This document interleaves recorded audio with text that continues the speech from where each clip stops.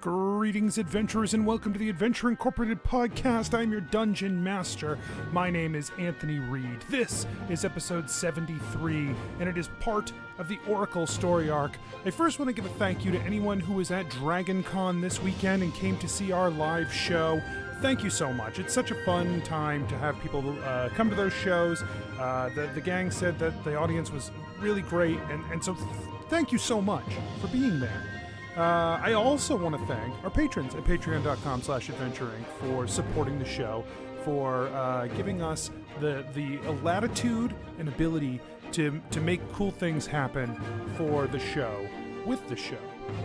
And again, I want to remind you that the Thursday, every third Thursday of the month, over at twitch.tv/SRSBIZ_network, we do our tavern nights. They are pseudo in canon. They are the TESSA characters you know and love, and it's only because of the patrons that we're allowed to do that, able to do that. I mean, we'd be allowed regardless, but they're the reason it happens, and so thank you to them for supporting the show, and thank you to all of you for being who you are. You're all special and great. I also would love to mention that over at adventuringpod.com, you can check out the shop. Our previous limited edition t-shirt, the one for Leicester Restoration, has left the shop. It's gone back into the vault, and in its place is, just in time for back to school, it is the Black Scale University college t-shirts and sweatshirts. The hoodies are a little expensive. If you ask me, I understand that. I get it. But I think they're super cool. And if you are so inclined, you should check them out. All of it over there is really, really rad stuff, and I hope you'll enjoy it. I'm really excited about this story. There's some huge things happening here, so don't blink, I guess, is what I'm trying to say. And let's get started.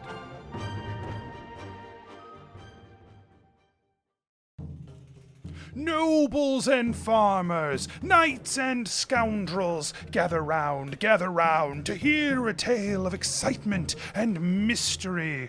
Brave adventurers facing grave dangers. Belroth, the ranger. She's a Grimalkin, but that's understood. No pets allowed, even though she's not a pet. I will wait outside. Everyone, if anyone needs anything, I am outside. Skarpin, the cleric. Should I just try and snipe them from over here? Yeah, okay. I did say they were as good as dead. I would hate for my, to break my word on our first contract as Adventure Incorporated. Ellori, the bard. We would want you to leave this warehouse. He points behind him. Mm-hmm. Church. Oh, sorry. We want you to leave this church. Deeran, the wizard. He say you no worship Shattered Fang.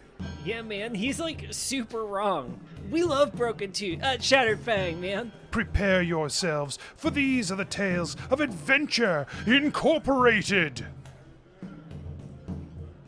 You have been traveling across the ocean for the last several days. A small boat that was able to be manned by the four of you on the island of Sun and Moon. You were able to take that from there east, through the ocean, through the islands, off toward Eviara. While the barrier was down, it was absolutely clear to you that there was a lot of demon influence in the Demon Isles, and stopping to chat was not probably going to be high on the list of priorities as you made your way eastward toward the mainland. Eviara is the first place you were able to settle in and make landfall. So you're actually at the docks of Tianal, near where you were before in Eviara when you depart. It's been arduous, only because in the way that trying to keep the boat going as fast as you can eastward has been grueling for you all. Even as you pull into port, Skarpin is down below decks sleeping as you pull the boat up to the dock. It's late when you arrive. Stars high above. And on the dock, there is it's empty. The whole place is quiet, except for a single woman standing on the docks in a flowy white dress that seems to shine in the moonlight. She is just standing at the end of the only open slip on the dock, waiting, it seems, as you pull your boat forward. I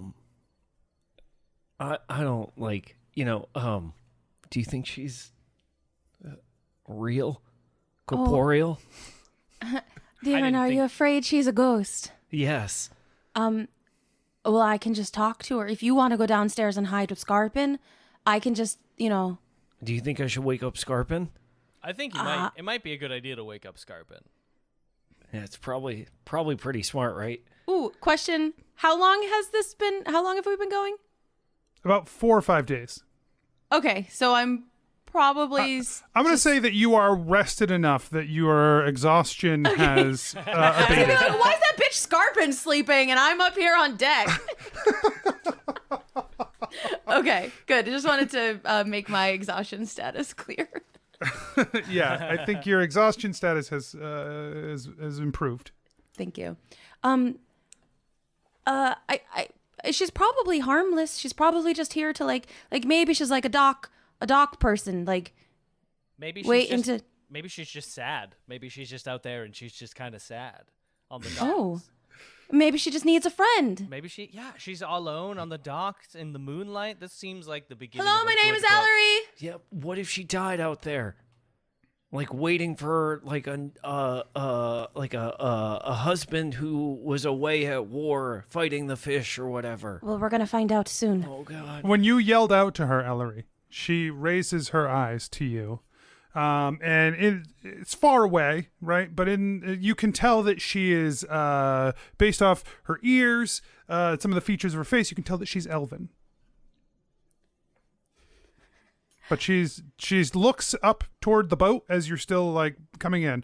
Deeran, are you going down below? You staying up above? If we are close enough to see the shape of her ears, Anthony, can you tell me if she is see-throughable? You cannot see through her. I will say that in the moonlight, it is hard to tell if she is glowing or if there is just a general, luminosity because of the moon. The moon is, high above. But I hear that sometimes there's like a light to warn ships about rocks. Is that what you're doing here? no, I am waiting for someone. Yeah, see, I told you guys. Does she look like the knocking ghost? Like, we've met the knocking ghost at the tavern a few times. Can you remind me? The knocking ghost does not have, as far as ghosts go, the knocking ghost has lost a lot of his human features, right? He still sort of has a vague body shape and arms, but his legs are gone. They're just like misty wisps. Right, she but is can I solid. see through the knocking ghost? Yes. Yeah. Okay. And the knocking ghost is like Casper-ish, right? Like, Yeah. like wispy, and this is just like spooky, glowy lady. Now that doesn't This is mean sad. right. That doesn't mean she's not a ghost. But Anthony, she's not like the knocking ghost. Deeran has interacted with one ghost in real life. He has read a lot of stories. Well, so that's what I'm saying. From the stories you've read, this could be a ghost from a story, but it does not look like the one ghost you've met. Right. Okay. That's fine. Deeran understands that sometimes stories are exaggerated for effect, and so he is banking on this woman being real enough. Okay, so you're not going down below. No. Deeran has decided that ghosts look like the knocking ghost, and he will stand bravely, although tentatively, with his friends. The boat pulls into the slip, and I think you do what you have to do with a boat, which is like throw out a line and make sure everything. You secure the boat to the dock, and she stands just watching you as you perform these actions, and then the boat has come to rest in the dock. Who are you waiting for? I am waiting for Tessa. Ellery looks at Deeran and Belroth. Belroth looks at Ellery and Deeran. Deeran is eyes locked on this mysterious femme fatale. And you mean the adventure, the Expedition Society of Secrets and Adventure? I don't know. I suppose that would be a Tessa. Sorry, are you waiting for someone named Tessa or like an adventuring party? I don't know. I had assumed I was waiting for someone named Tessa, but that could be a group name, I suppose. Are you Tessa? Well, that's why we're trying to figure out like who my name's Deeran. Yeah, is not I'm Tessa. Ellery. Nor is that. I'm Belroth, but I am And part this of is the Freya. team, and this is Freya. But like as a team, Skarpin's sleeping. yeah, he's Yeah. busy. He's the But closest like in as a name to team, Tessa, but he's not. yeah. Who told you to wait for a Tessa? Great question, Ellery. Excellent Thank you. question. Thank you. No one told me to wait for Tessa, but it is my place to find Tessa, to aid them. Are you a ghost? Sorry, that's so rude. I am no ghost. Oh god. Sorry, that's also rude. Nothing against ghosts. What's your name? I am the Oracle. Oh, that sounds fancy. Oh, it does sound like it's us though. Yeah, that might. We are the Expedition Society for Salvation and Adventure. That's us. We are Tessa. Yeah. Oh, that's a new one, Belroth. What's a new one?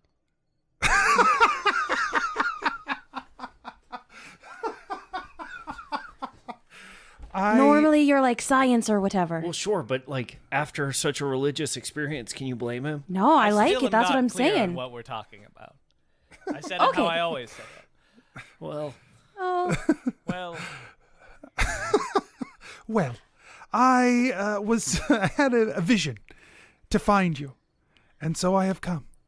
oh, that's And- definitely us. Like we've been getting this sort of stuff a lot lately. do I look like I did in the vision? I didn't see you. Oh yeah, I guess in then the you would have vision. known. Yeah. what did It you was- say? Yeah. I had a feeling. A vision is not always sight. Seeing with divination sometimes provides feelings, thoughts, understandings, more than actual visions. What I got was a sense that I needed to come here to aid someone or something known as Tessa, as a time will come soon where your mind must be guarded, where your will must be strengthened, where your emotion must be kept in check. Oh. For if it is not, great danger will befall you. Well, here we are. And Ellery like holds out her hands. I don't need those. Oh. Okay. I cannot strengthen your will for you, nor can I guard your emotion. But what I can do is provide opportunity for you to learn these things on your own, for you to understand what is required of you ahead. Oh, my grandma always says if you put something in a song, you learn it faster. Well, I hope that will work for you. But my solution is a little different. I am in tune with divination, the powers to see worlds beyond this one. Oftentimes, divination is thought to be the future or the past. But the truth is, any small deviation, every choice we make, splinters into other possibilities. Divination is those possibilities. Have you ever questioned the path you are on? Have you ever wondered if a different choice would lead you somewhere else? Sure. Yes, very much so. These doubts are what people prey upon. They are what your enemy will feed on. So I will provide you an opportunity to face these doubts, to understand them, and to strengthen yourself through them. I will not do so if you are unwilling.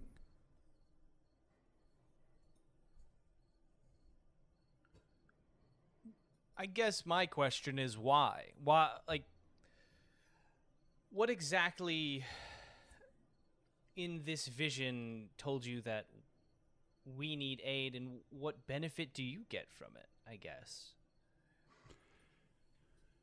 My visions have long come from my source of divination. I find it very personal how every person comes across their own magic. It is not a thing that people can do without an understanding. Everyone's power comes from somewhere. For me, it is my faith. But my faith is mine to keep. Is it my God who spoke directly to me and told me where to find you? Perhaps. I find it more likely that the universe has called, and it needs help. Me too. That's what I'm saying. But like, just in general. I got to talk to my God once, so it's definitely possible that that was a thing that happened. I have never spoken with my God. Oh. But I do know that I am called, at times, to things like this. And what benefit do I have? I know that the vision told me that if you fail, this world will burn. Oh, jeez. Aye. So what benefit do I have? Survival. But more importantly, what purpose do I have if it is not to intervene in things like this? When the visions tell me to help, it is all I can do to help. It is the least that I can do. Can we have just a second? Of course. This sounds fun. I'm skeptical, but I mean... That tracks. Well, Deeran, how do you feel? Honestly, mostly I've just been focused on how relieved I am she's not a ghost. And then she said that thing that like I totally vibe with about like, how it's like a universal power that like draws us together, and there's no such thing as gods, or like they're not that. That's not exactly what. That's kind of why I said my thing, just because like I felt like you were going back on that track again. That no god is. She definitely did say God specifically in a different. Sure, context. and that it never talked to her, and that But listen. If we have an opportunity to strengthen our minds and our wills and our emotions, and we get to learn something along the way. Oh yeah, we should totally do it. Okay, that was why I wanted this little powwow. Oh yeah, no, I'm in. Okay. I'm in. And you know what? I know Skarpin's not here. I'm sure he'd be in. Oh, he'd be the first one in. He'd be. He already would have absolutely. said yes and gone on his lesson. I would have been more skeptical if he had already agreed. Yeah, honestly, that would have made me more uncomfortable. Right? Are we sure he's actually downstairs?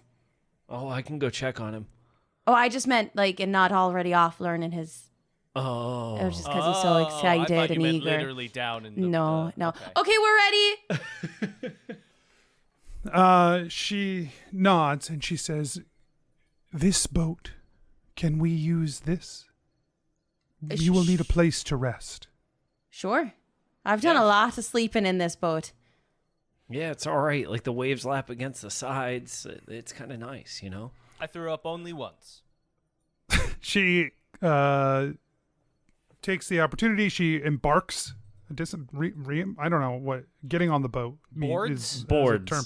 Yeah, but there's like you would Barks. disembark a boat. I imagine you have to embark a boat also. Disembark.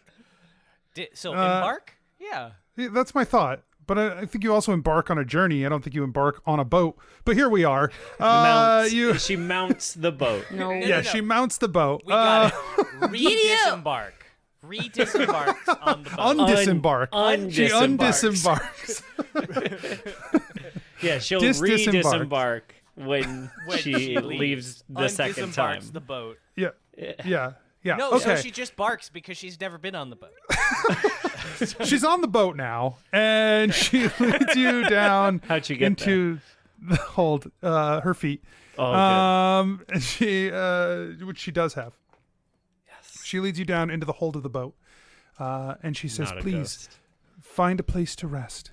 And she withdraws from her robes a censer, a large metal ball on a chain, and she lights the incense within the censer, and begins to swing it, filling the room with a sleeping Skarpin who is snoring.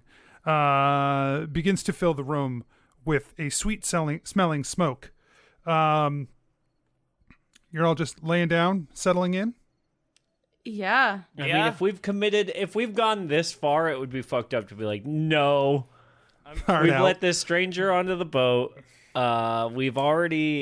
She's not a ghost. That's all we know. As you settle onto your bunk and the smell of smoke washes over you, you find it hard to keep your eyes open, and within moments, you have fallen asleep.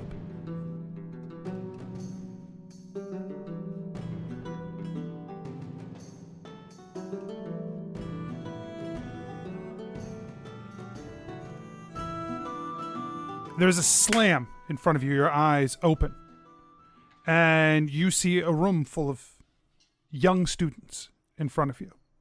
This room is a room you're immediately familiar with. You've seen it many, many times growing up.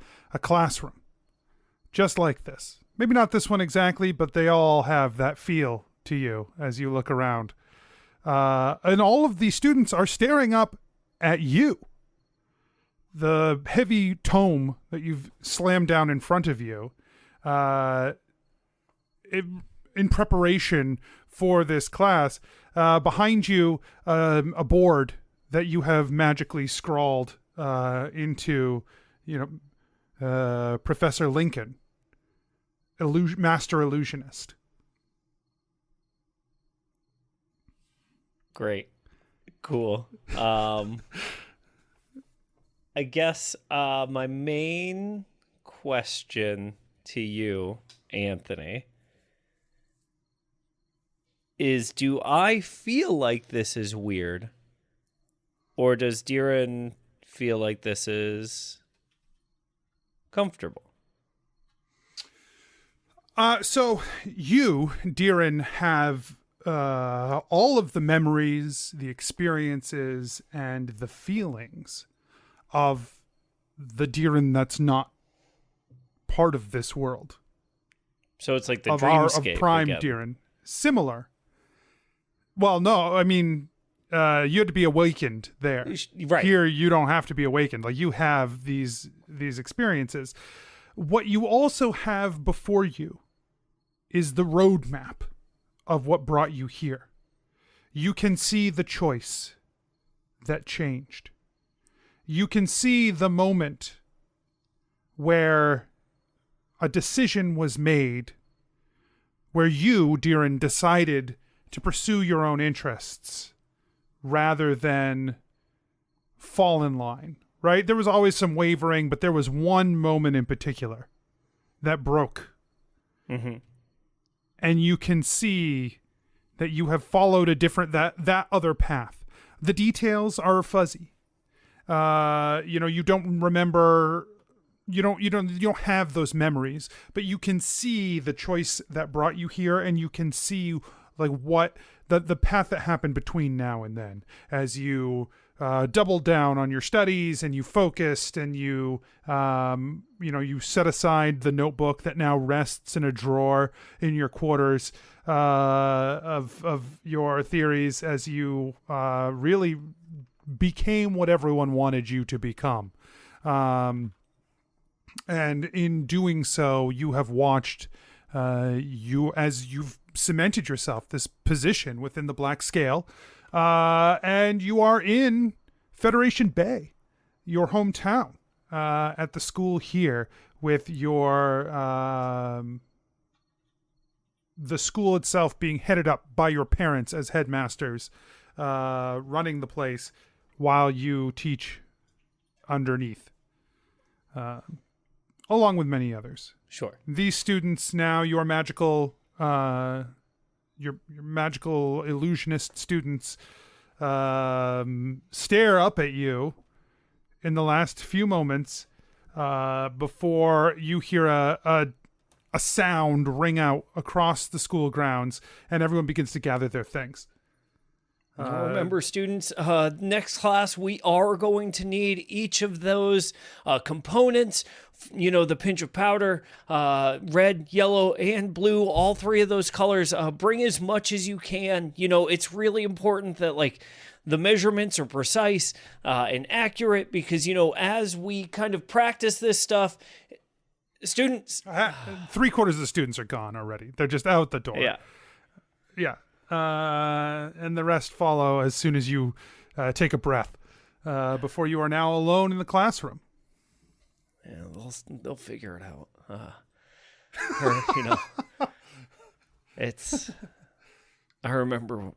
And Deeran's muttering to himself as he waves his hand over the board, and the illusion fades from the board.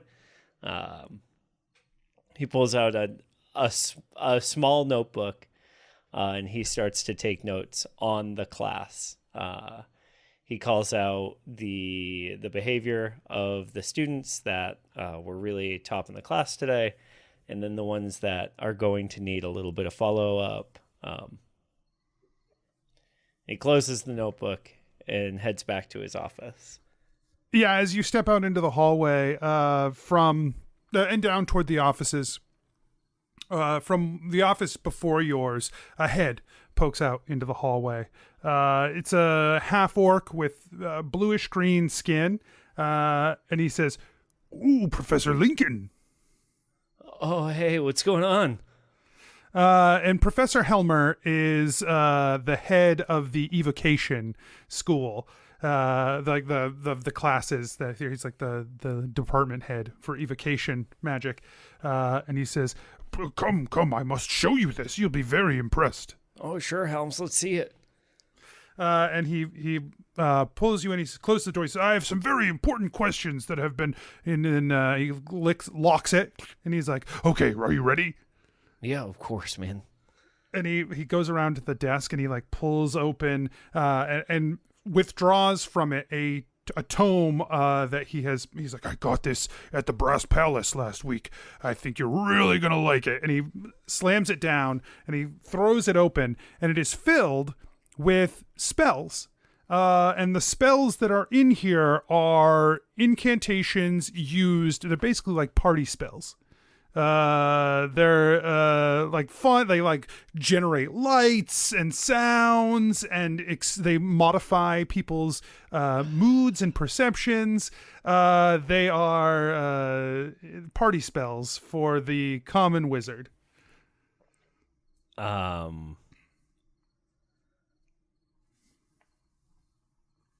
Helmer, this isn't illusion. That's not what illusion is. Illusion is so much more than this. Deeran, come on. We talked about this. there's opportunity here for you. I worry about you. You're in here all day. You're constantly dealing with the students. You need to take time for yourself, and this is a way we can get you out there, get you in front of people. I don't know, man. Like, I don't know that I need to be in front of people. I've found my calling. I'm like a serious, like the time for this stuff has come and gone, man. And as Deeran is saying this, he's like internally freaking out. Because like all of the words that are coming out of his mouth are his mother's words, in like his own voice. And he just keeps going too, and he keeps going, and he keeps saying things like, the students here really need me because, after everything that happened and everything I learned out, I don't know, man. Deeran, look, all I'm saying is that, you spend a lot of time here, and that's good. You're a good teacher. You do good things here, but you got to have a life out of here too, and I think, look, you're a master of illusion. Throw an illusionary face on, then it doesn't even have to be you. Come up with like a fun name and just like throw some parties with this. You know what I'm saying? Like you can, dance some lights around, music, and experiences for people and touch people in a different way. That's all I'm saying. Helmer, that's not for professors to do, man. Like we had our time to party. For me, I got all that out. When I was out in prosperity, man, like I'm telling you, I was a cool guy. Like we did some cool things, but the time to put away childish things has come. Helmer, I just don't understand like why you keep trying to like do that to me, Like I get that you don't respect illusion magic and it makes sense because, the utility of evocation spells is certainly more readily apparent, but I think there's an underlying benefit to illusion. Look, I don't have anything against illusion. You know that. You can't even say it without making that face. What do you mean? Well, look, you create a bunch of things that aren't really there. Okay. But that's the best part, right? Like they might not really be there, but they affect you like it's real. Okay, like, but what if you made things that were on. really there and affected you like they were real? I mean, I'm just saying. And Deeran casts fear. Okay. So he has to make a whiz save? Yeah.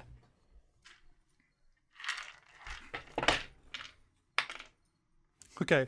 You watch his finish the spell, and I think that like Deeran, when you're I know casting Professor these... Helmer really well, like the spell that I cast is of him seeing himself going home alone. Okay. And that feeling of leaving a party by himself. I think you also have so much experience with illusion magic in this reality that it's just like a flick, right? Like you don't even have to do much to get the spell to go. And then it just bursts out and his eyes, like immediately his pupils dilate. You can tell his heart is racing. Yeah, and then he calls it off because it's concentration. And so all it takes is just that. Yeah. Oh, okay. No, I get that it is a thing. I know that it's... Jesus. Yeah, no, I understand. Sorry, man. Magic. Like, I didn't mean to cut so deep. But that's crazy, right? Like, all it took, and Deeran pulls out the feather that is the component for fear, and he's like, isn't there, like, there's something to that, This caused that for you, man. That was pretty messed up. I'm trying to wrap my head around it. Hold on. All I'm saying, Deeran, is that there is more to life than just coming into this place day in and day out.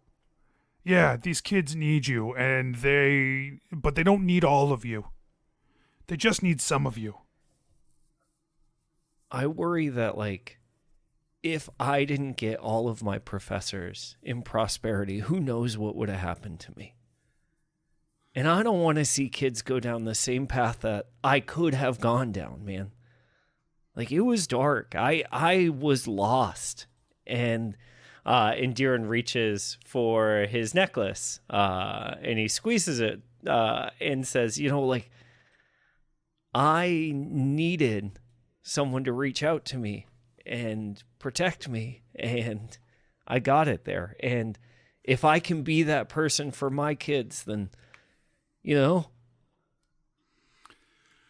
I just worry about you, man. You know, I mean, you're not going to teach illusion forever. And you need to find a balance. That's all.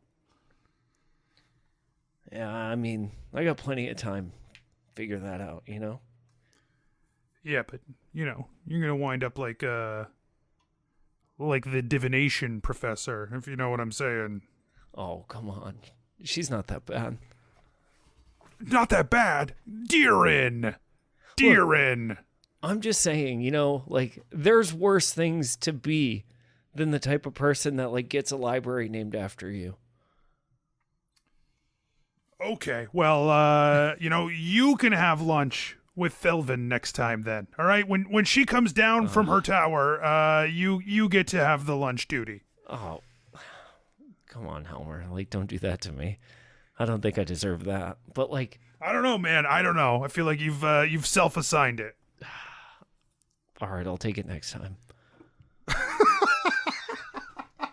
But only because I feel really bad about, you know, You know what? Deeran, like, He waggles closes the the book. feather again. He closes the book. He says, take the book. Just take it. Look over the spells. Maybe something will, I don't know, unlock some field of study for you. All right? It might be interesting to see kind of like what the common root is of these things. And I'm, you know. Yeah, that's why you needed that. Yeah. Deeran takes the book, and then flips open his notebook and writes down like components ? Somatics ? And closes the book and puts it away. Starts annotating the Yeah. margins.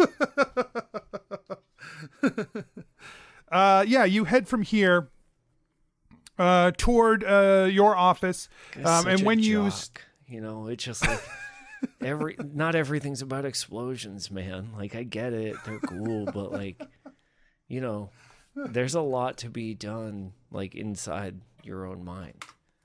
Whatever. You open up your office door, and on the floor is a folded up note, just like passed underneath the door. All right. Deeran puts both of the books on the desk. What is the office like? What's the state of the office? do you Crazy. think, It's crazy, Okay. Anthony. It is insane. There is stuff everywhere. There are piles of books. There are piles of small notebooks. Each class has its own notebook with their own notes inside of it, and then there's food. Like, he's not great at picking up after himself, but when he walks into the closet, he does enter into Liamon's tiny hut. And so he, like, doesn't have to deal with it out there. And so he puts both of the books on the table, or on his desk, and then heads into the hut. And the hut is actually pretty well situated.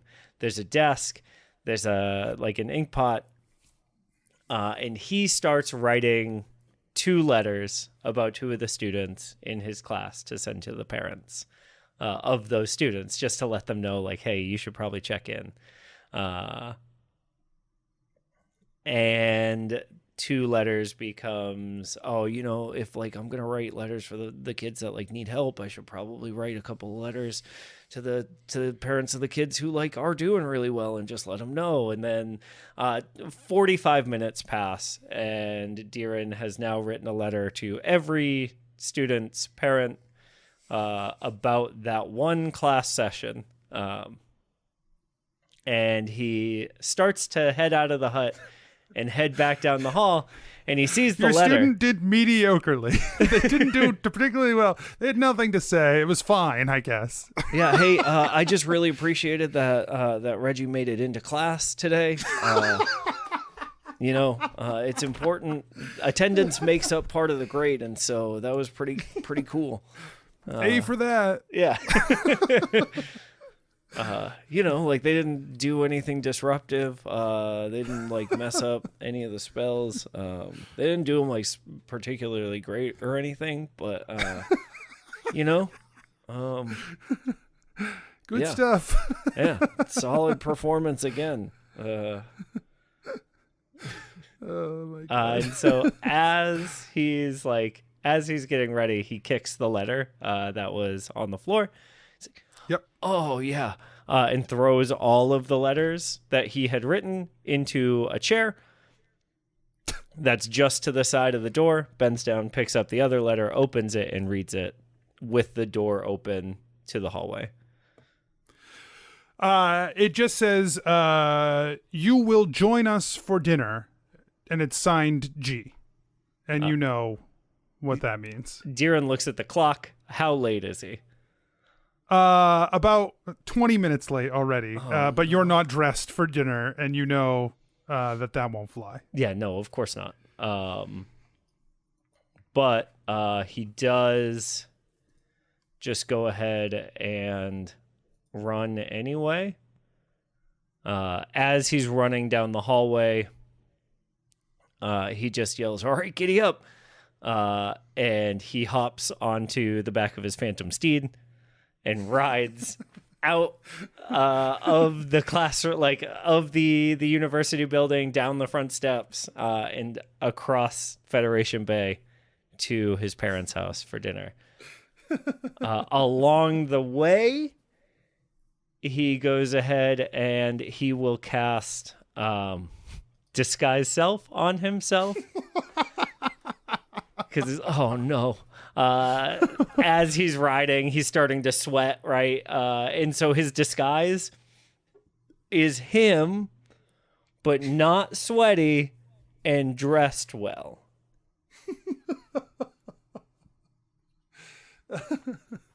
Okay. It still takes you about 15 minutes to get across Federation Bay on horseback, on Phantom Steed back. Yeah. And so by the time you arrive at your parents' house, you are 35 minutes late for dinner. You step up to the front door. It opens, and the servant that you are familiar with, your sort of the head of house, greets you at the door. She's a half elf. She bows to you and she says, "Master." Oh, you don't have to do that, Clara. Come on. This way. He's waiting for you. I know. How, like, what, 1 to 10? They cleared dinner away and your mother has left. 1 to 10? I wouldn't venture a guess below 7. Okay. Cool. And Deeran, like, sheepishly heads up the stairs. Yeah, and she heads up ahead of you and then opens the door to your father's study, where as she does, you can see him silhouetted against the window, his hands clasped behind his back as he stares outward. And she opens the door and just motions for you to enter. Yeah, Deeran walks in. He stands there, hands deep in his real pockets, forgetting that he is like illusioned himself into like a suit, and so like it looks so weird. Like you've just tucked your hands into the side of your Like suit his jacket. his hands are jammed in front of him because like you can't see the actual clothes, right? So like Right. yeah, it just like they're both jammed in and he's like fiddling, you know, which like you can see. You hear your father says, "Thank you, Clara," and she shuts the door. And then he turns slowly and he just shakes his head. Deeran, Deeran, Deeran. I know, Dad. But the kids were great today, you know? We got some really bright students in the class. It was really awesome. And then, you know, I did like you told me to, you know, I'm making connections. I was talking with Halmer again. He's got some good ideas. I don't know, like if I'm going to be able to find time to like squeeze them all in with the rigorous study and research that I'm doing and everything. But like, you know, he's got some ideas about how I could be a bit more involved in the community and stuff, you know. And so like that's pretty cool. Rigorous study? Is that what we're calling that? Well, yeah, Dad. What do you mean? 3 weeks, Deeran. 3 weeks we have been waiting for anything on your research. Anything. And so far, nothing. I understand that the students are a big time commitment for you. Well, yeah. And you have done better to understand their needs and fulfill their wishes. But it is an important part of your job to further the research of magic within the Black Scale. Time and time again, Deeran, I find more things slip through the cracks with you, and I do not understand why you cannot seem to focus on the important things that are part of this world. Do you understand the importance that we have for the rest of the magical community? Yes, sir. We do things the proper way here, Deeran. We are not the Tower of Varai, running off half-cocked into the world. No, of course destroying and casting spells left and right. It is not frivolous here, Deeran. not. No, using magic is like, it's really important to do it only when you absolutely need to, and like only for the prescribed purposes. And, you know, teaching and understanding it is what sets us apart from sorcerers. And Deeran almost spits, but doesn't.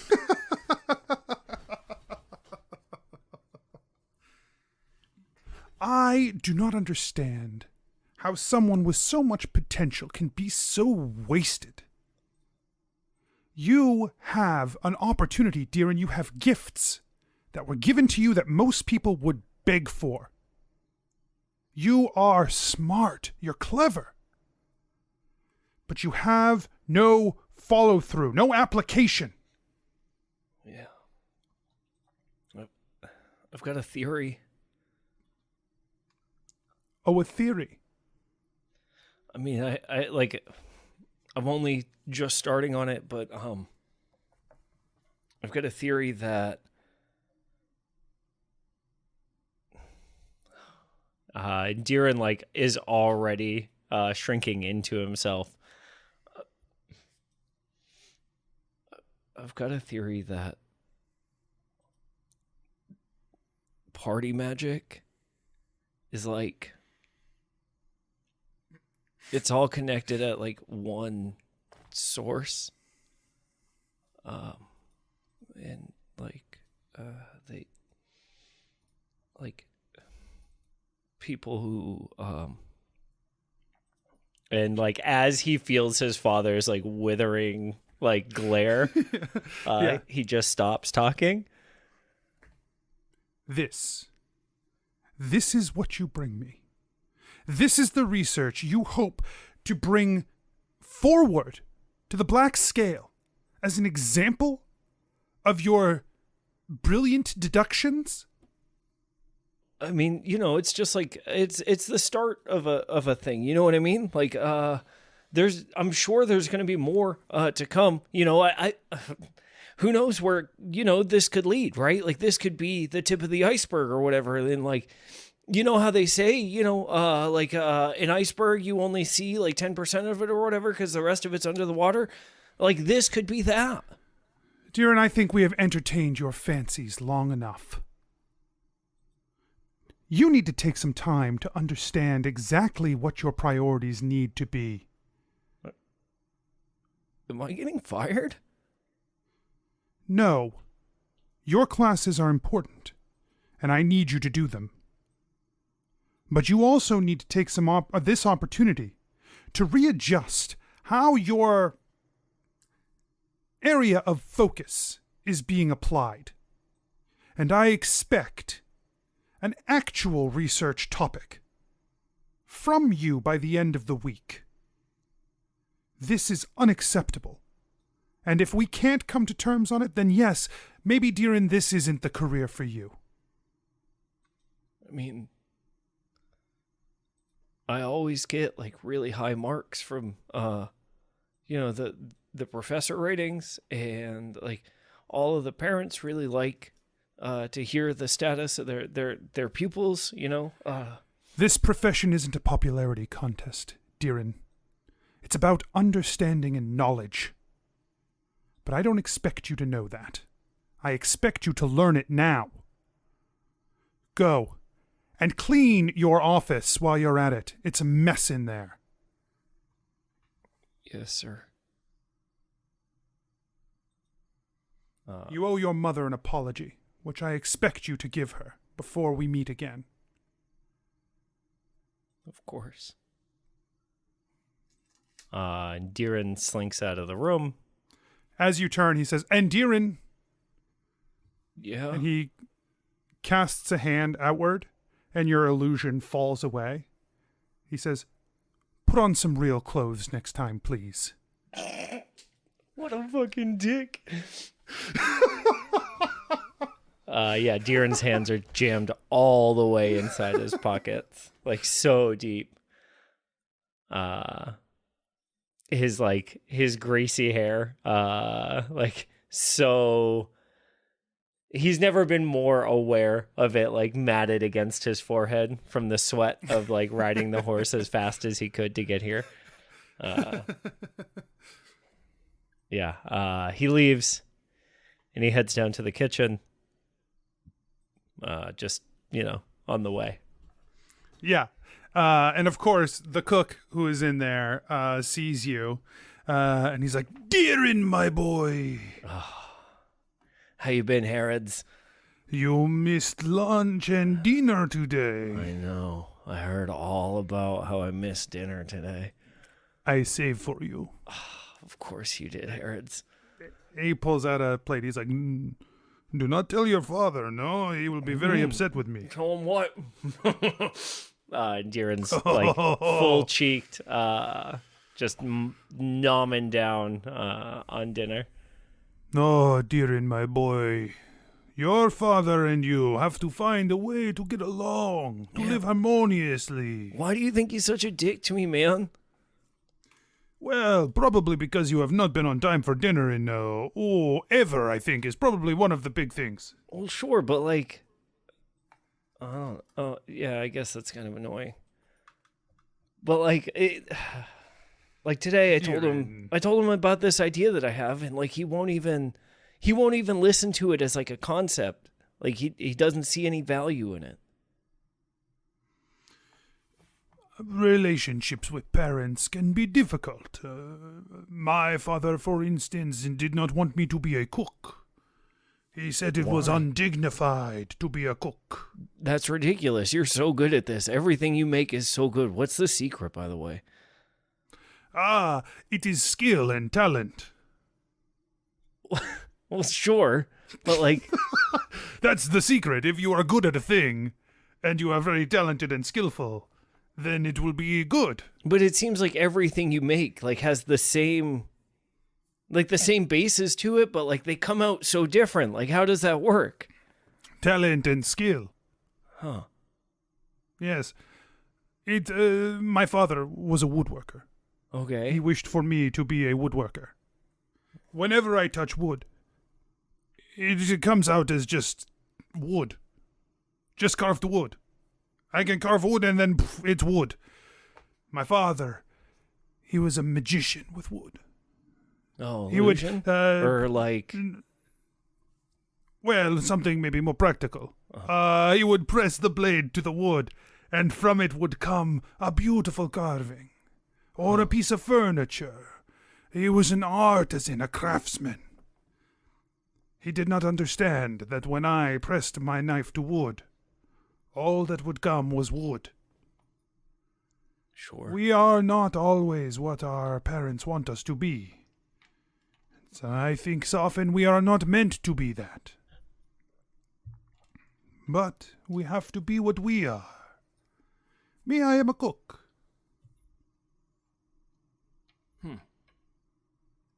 Interesting, man.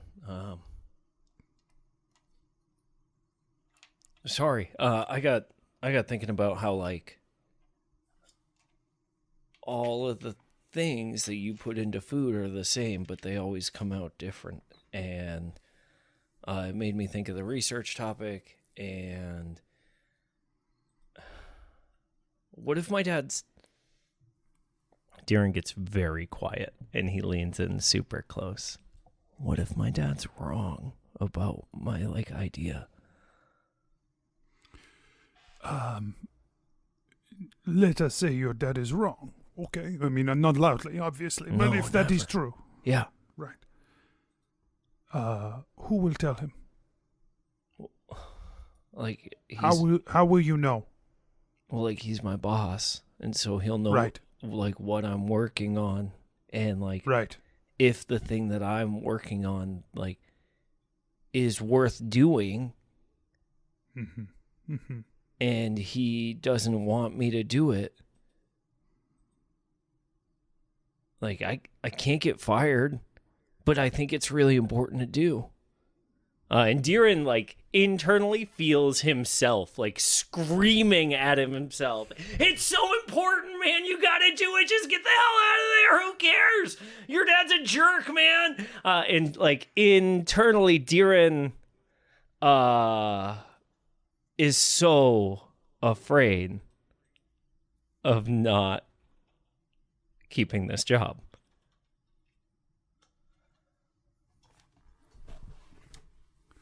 The cook looks at you and he says, no matter what you do, it will all go before his eyes. I don't know what you could do to prove a man wrong. I am not in your line. But your father is a difficult man to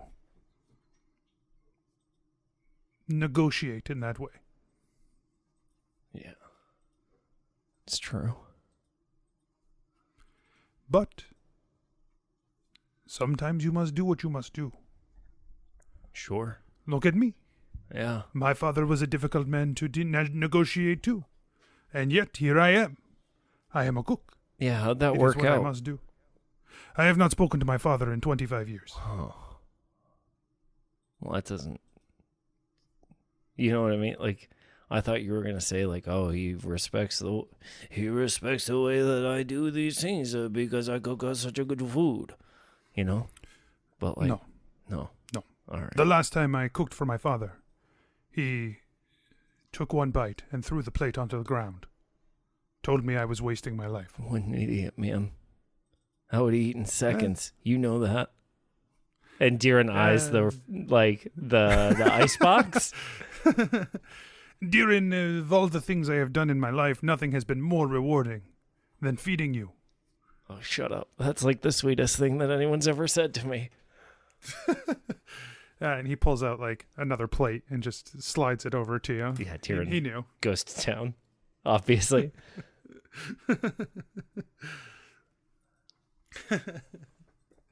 So once you finish eating, where are you headed?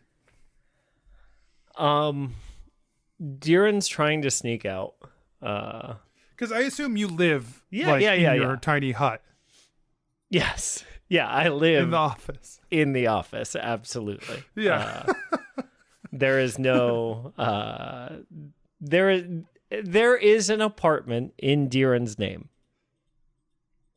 He does not live there, and he does not go there, and he has no idea how it is. But I like the idea that they gave Deeran a key. Deeran lost the key. he's lost it. No yeah. idea how No, to get into he just the doesn't lock apartment. the room. He doesn't lock his office. So, like, it doesn't surprise him that his dad has been into the office because, like, keys, come on, man. Like,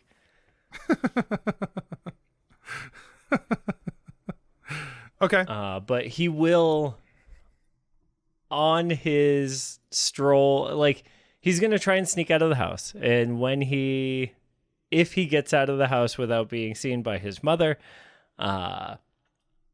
he will head down to, like, there's a little, it's not like a boardwalk, but there's a little, like, avenue with, like, mosaic tiling, like, next to the docks.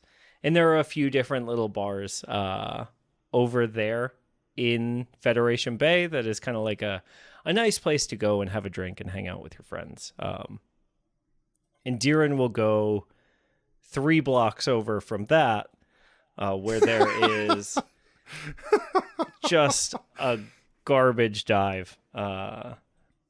And he knows when he shows up there that Taryn and Denner will be there. Okay. Yeah, you walk into the bar. And there at the bar, sitting on their traditional stools, are Taryn and Denner, who, as you enter, they both say, "Deeran!" Oh, hey, y'all. Oh, man. And Deeran looks like, I mean, garbage, right? He's sweaty. He is, like, wrinkled. And he puts a hand up to the barkeep, and the barkeep has already slid, like, nuts over to the seat next to Denner for Deeran. And he sits down and a whole handful of nuts into his mouth. I let him go. Why is my dad such a dick all the time? Denner just, like, puts a hand on your shoulder, clear concern on their face. And Denner says, "Oh, you know, it's tough. Your father, obviously a very important man. And it's hard to live up to some people's expectations. You know, but don't you worry. That's his problem, not yours. You have your own life to live. You can't live his for him." All right, man. I appreciate that. Sorry to, like, come in so hot and heavy. Taryn, how's the smithery? That's not the word, is it? And he looks at her face to, like... She just shakes her head. She says, "The forge is working. That's the important thing." That's a cool way to refer to it. Like, I never know how to ask, you know, like, about, like, your day jobs or whatever. We've been doing them a while. Like, we have so many orders coming in because of our proximity to the armies fighting the fish war.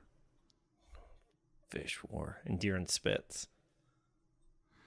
And the bartender's like, "You're cleaning that up." He hands you like a towel. Yeah, Deeran throws it on the ground and then uses his foot. You know, he does that, like, foot move.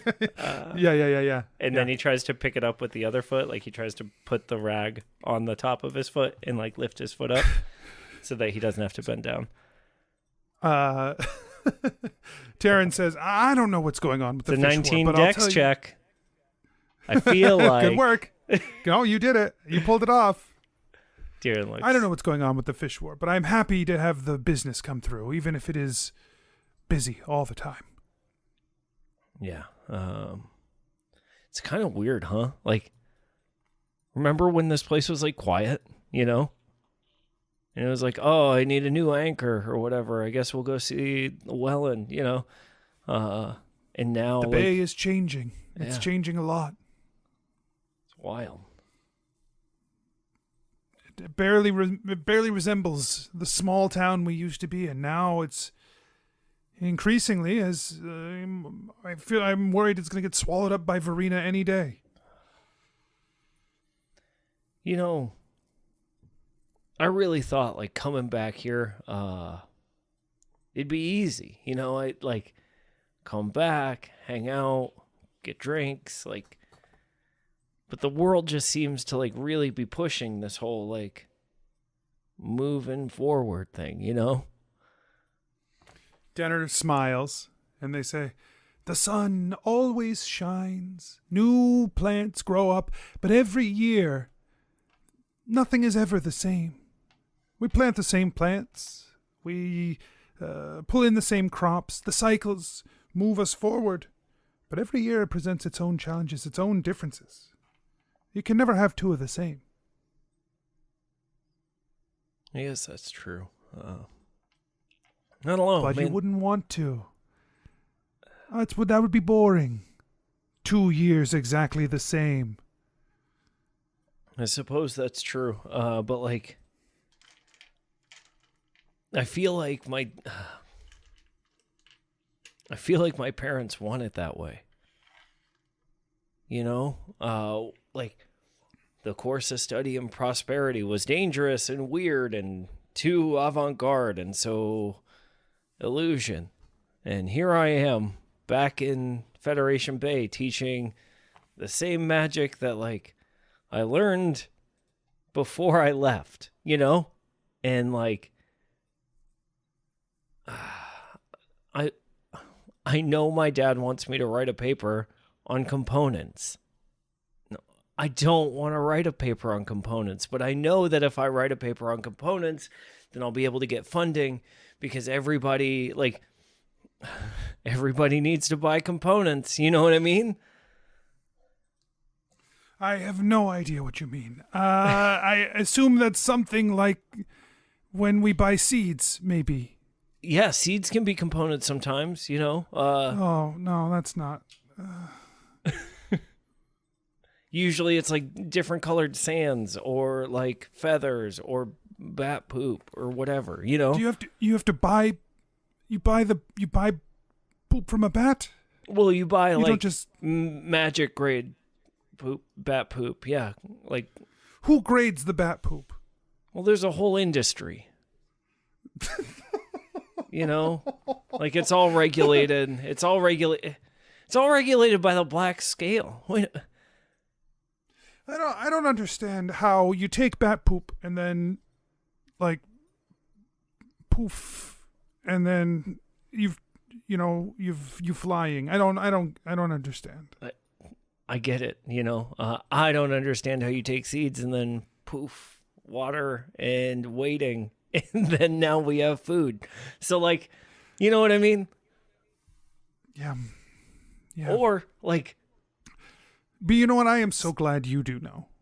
That makes me happy. I'm glad someone knows how to take bat poop and then like poof, and then the magic happens. I'm so happy about that. yeah. Yeah.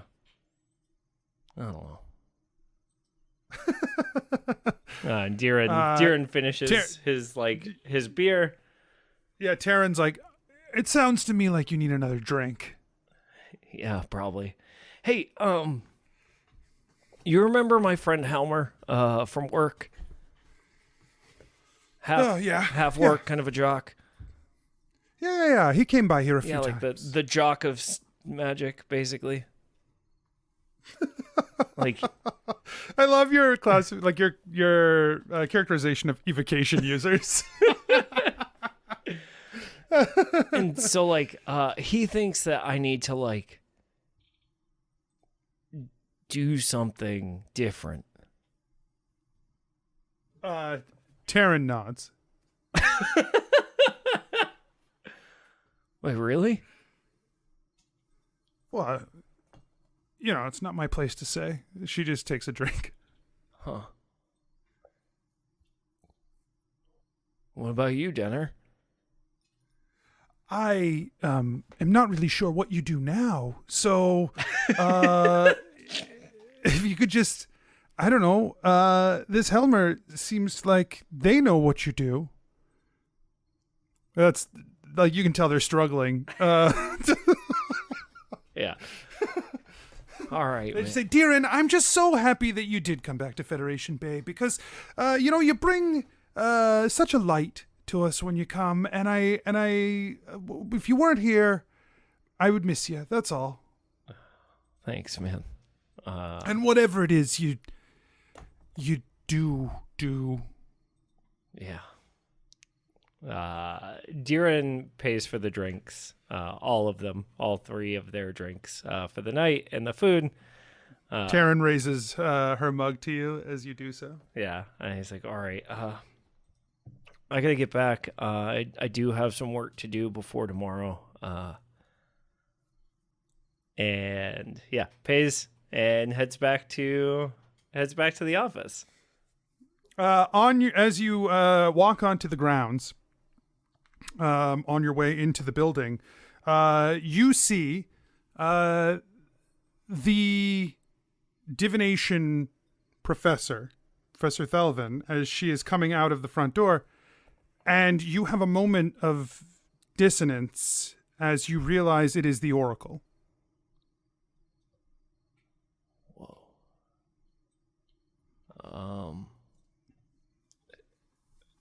Hey, Professor. Deeran, this path is not over for you. No, I know. Like, I got a couple of more hours, and then I'll be turning in. Wait.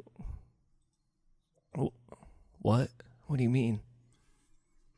There is much for you to see here, beyond just an understanding of what could be.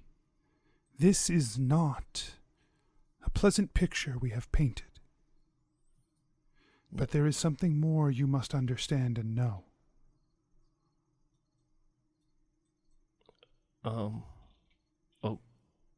Okay. Like, and now he's like, internal him is like trying to step forward, but like external him has like taken so much of this that it's like he really has to force himself through it. And he's like, yeah, can we like get out of here? Do not despair. There is more for you to see. But this too is part of you, Deeran. You must steel yourself against it, or it will be wielded against you. It just, so like, I don't know how much you know about me, but like, could we pick one of these where like, my dad doesn't think I'm a total screw up? I tried to pick realities near to us, Deeran. Fair enough. Also, a total burn. Wow.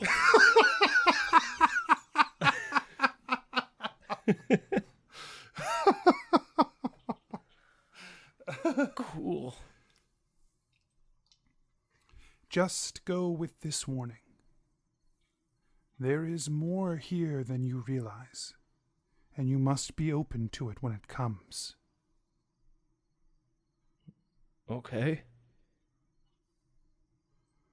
Go. And she just like walks past you. Sure. Yeah, Deeran heads back into the office then. And like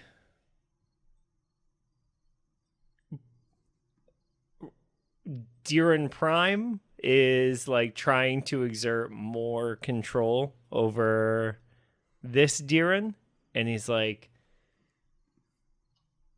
there's definitely a connection between that like party magic book and like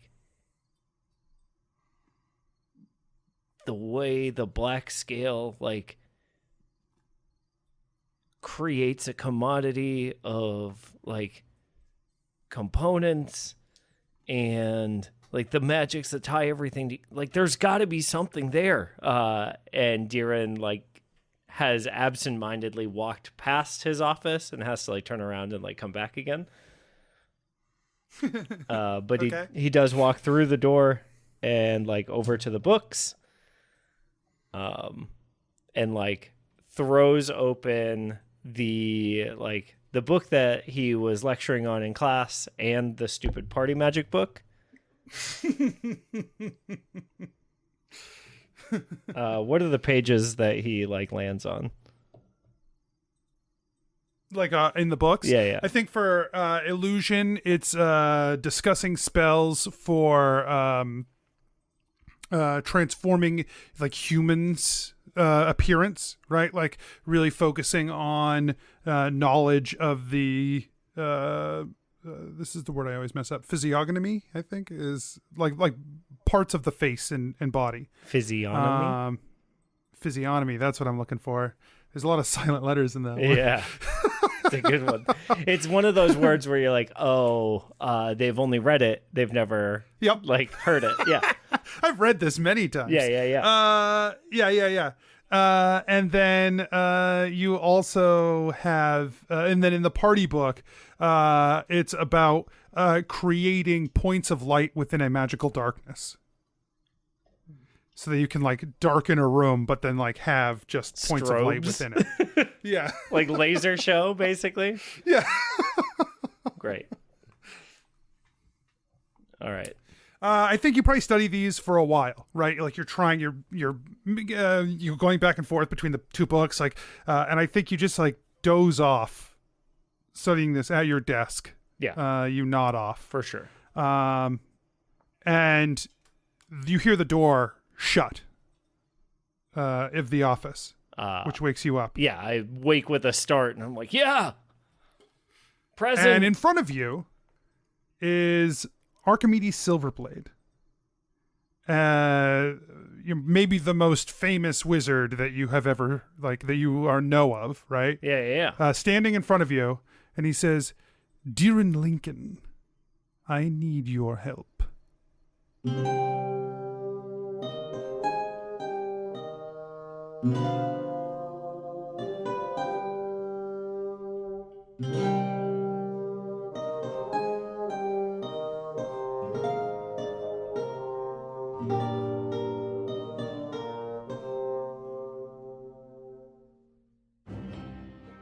Hey everyone, DM Anthony here, just reminding you that if you're enjoying the show, tell your friends, tell your family, let people know word of mouth, and you can support the show at patreon.com/adventureinc, or you can check out the shop at adventureincpod.com/shop. Make sure you check the show notes and the website for all our social media, including our Discord, where you can come and hang out with some great people.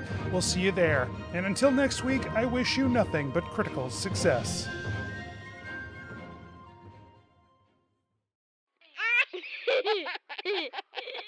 Serious business.